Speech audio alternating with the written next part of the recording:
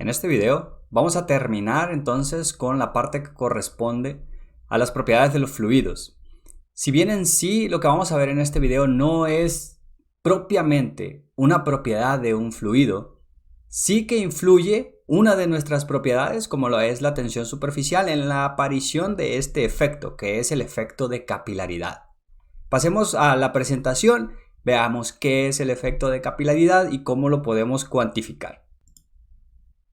Como mencioné, entonces, lo que nos dice es que una de las consecuencias que tiene la tensión superficial es lo que se le denomina como efecto de capilaridad, que no es más que el ascenso o descenso de un líquido en un tubo que tiene un diámetro pequeño en el cual está insertado nuestro líquido. La superficie libre curva del líquido en un tubo capilar, entonces se le va a denominar menisco. El efecto de capilaridad, por lo tanto, lo único que es un ascenso o descenso, y esto es importante, puede ser cualquiera de las dos, cuando se encuentra en un tubo de un diámetro pequeño. Generalmente, estos tubos realmente tienen que tener un diámetro muy pequeño para poder observar el efecto de capilaridad, por ejemplo, en agua. Cuando nosotros tenemos un recipiente de vidrio, entonces se ve que tenemos una ligera curvatura hacia arriba en los bordes de nuestro recipiente, precisamente en el punto en donde hay contacto entre nuestro fluido, nuestro líquido, y la pared sólida que tenemos. Para el caso del agua, observamos un ascenso, es decir, se crea una pequeña curvatura hacia arriba que tiende a escalar esa superficie con la cual está en contacto, mientras que, por ejemplo, en el caso del mercurio ocurre lo contrario. El fluido que está en contacto con el sólido no tiende a subir, sino que tiende a bajar.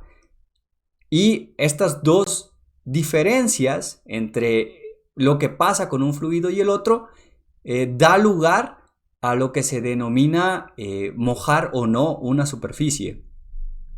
Aquí están los dos ejemplos que menciono. Si nosotros entonces tenemos un tubo de diámetro pequeño, vidrio en este caso, y tenemos agua, lo que podemos observar es que en las paredes en donde tenemos un contacto se genera una pequeña curvatura hacia arriba, mientras que en el caso del mercurio la curvatura que se presenta es hacia abajo. Lo que antes mencionaba es precisamente si el fluido asciende, si el fluido tiende a subir en esa superficie con la cual está en contacto en un tubo capilar, entonces se dice que el fluido está mojando a esa superficie. Para este ejemplo, entonces donde tenemos agua con un tubo de vidrio, el agua moja al tubo de vidrio.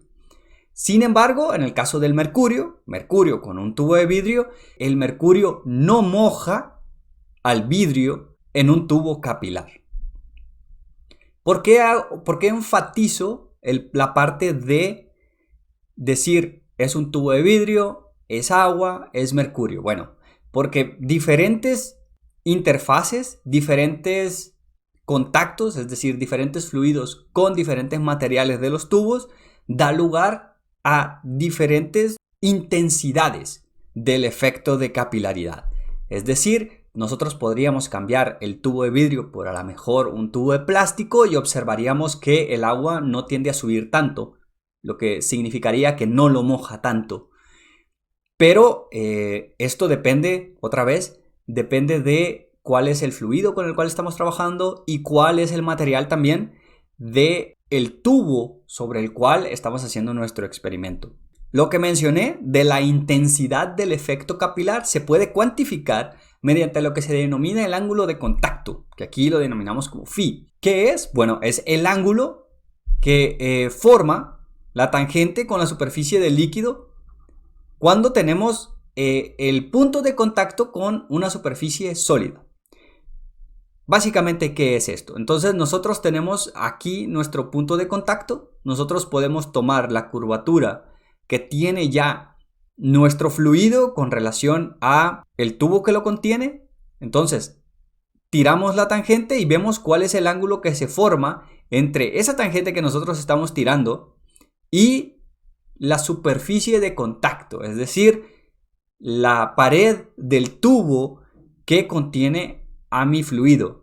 Entonces, nosotros podemos observar que se puede generar un pequeño ángulo con relación otra vez a esta pared vertical y vemos cuánto es la intensidad del efecto de capilaridad para este ángulo que tenemos aquí.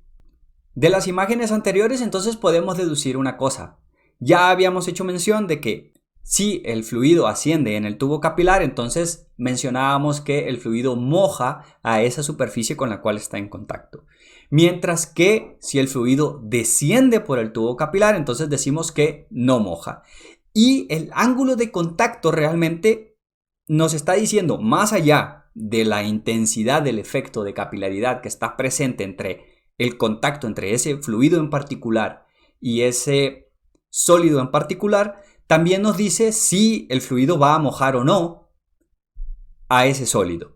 Porque si nosotros tenemos un ángulo, como en el caso de aquí, recuerden que el ángulo de contacto entonces va con relación al tubo. Entonces tenemos el tubo, medimos el ángulo al tirar la tangente, al tirar una proyección de esa curvatura que está presente en el tubo capilar y vemos que si el ángulo es menor que 90 grados, entonces quiere decir que tenemos un fluido que asciende y que por lo tanto está mojando a esa superficie. En el caso del mercurio con el tubo de vidrio, si nosotros entonces tomamos esta vertical, lo mismo, el tubo va a ser nuestra base para medir nuestro ángulo de contacto y vemos que el ángulo es mayor que 90 grados, entonces eso es un indicativo de que el fluido está descendiendo y que por lo tanto no moja a esa superficie con la cual se encuentra en contacto. Un valor ya dado es de que cuando nosotros nos encontramos en aire atmosférico, el ángulo de contacto entre el agua y el vidrio es aproximadamente 0.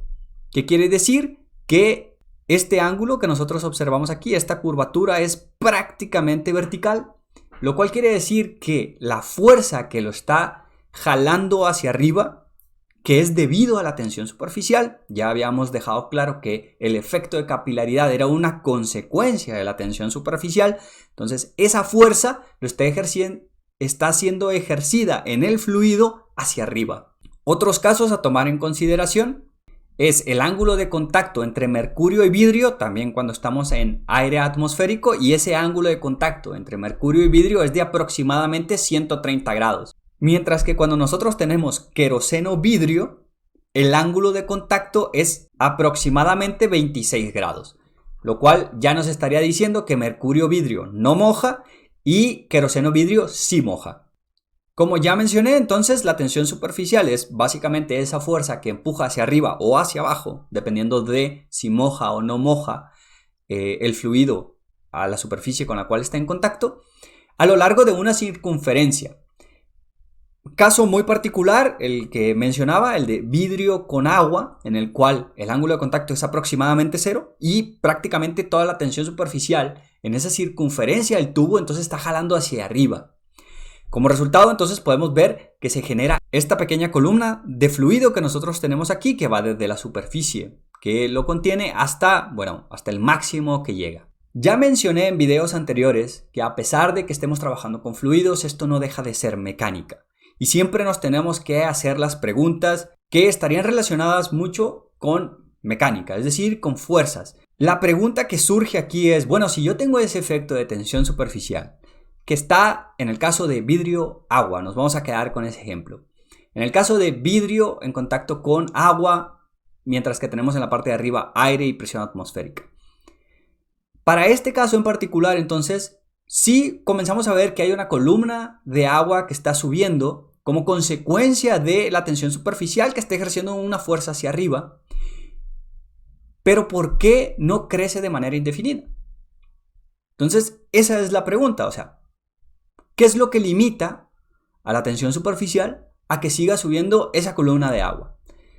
Lo que tenemos que hacer entonces es hacer una sumatoria de fuerzas, un equilibrio de fuerzas, en donde de un lado vamos a tener la tensión superficial que está tratando de subir ese fluido por el tubo capilar, y del otro lado tenemos que tener lo que va a evitar o lo que trata de oponerse a que el fluido suba por el tubo capilar. ¿Y qué es lo que hace? Lo que limita el ascenso de ese fluido es el peso mismo de ese fluido. El peso es una fuerza del fluido con el cual estamos trabajando y por lo tanto entonces ya tenemos las dos componentes de las fuerzas que tendríamos para el ascenso de un fluido en un tubo capilar. ¿Qué es lo que tenemos entonces? Tenemos que el peso de la columna va a llegar en cierto punto a igualar a la fuerza de tensión superficial y en el momento en el que se encuentren en equilibrio es la altura máxima que vamos a obtener. ¿Cómo calculamos entonces el peso de un fluido? El peso del fluido entonces, el peso en general es la masa multiplicada por la gravedad. Cuando nosotros tenemos un fluido, nosotros podemos conocer de una manera mucho más sencilla cuánto es su volumen y cuánto es su densidad. La densidad entonces está en kilogramos sobre metro cúbico, el volumen está en metros cúbicos y esto entonces ya nos queda como masa en kilogramos. Entonces tenemos la densidad por el volumen por la gravedad. Aquí entonces lo que hacemos es únicamente sustituir lo que es el volumen. Yo me quedo con la densidad y la gravedad y veo cuál es el volumen entonces realmente que tengo. Bueno, el volumen que tengo de fluido que está subiendo por ese tubo capilar es la circunferencia del tubo multiplicado por cuánto es que sube. Entonces tengo pi por radio al cuadrado multiplicado por esa altura h, que es lo que está subiendo por el tubo capilar. Y eso me da entonces el volumen y el peso de esa columna de fluido que se está creando debido al efecto de tensión superficial. Ahora lo único que nos queda hacer es igualar este peso de la columna a la fuerza de tensión superficial que se está ejerciendo hacia arriba. Hay que tener en cuenta, antes de pasar directamente a las ecuaciones, de que nosotros tenemos que generalizar la fuerza de tensión superficial. Es decir, no únicamente decir que en el caso del agua, en donde yo tengo un ángulo casi cero, pues entonces va hacia arriba. No, hay que tratar de generalizar la ecuación y dejarla en función de ese ángulo de contacto, porque el ángulo de contacto entonces nos va a decir hacia dónde es que realmente está empujando esa tensión superficial y nosotros lo que necesitamos entonces es la componente vertical de esta. Por lo tanto, tenemos que el peso de la columna de fluido que se está generando, que ya sacamos su ecuación en esta parte de acá de arriba, es igual a la fuerza de tensión superficial que se está ejerciendo para subir el fluido. Entonces, el peso es la componente de la fuerza que va hacia abajo, mientras que la tensión superficial necesitamos la componente de la fuerza que va hacia arriba.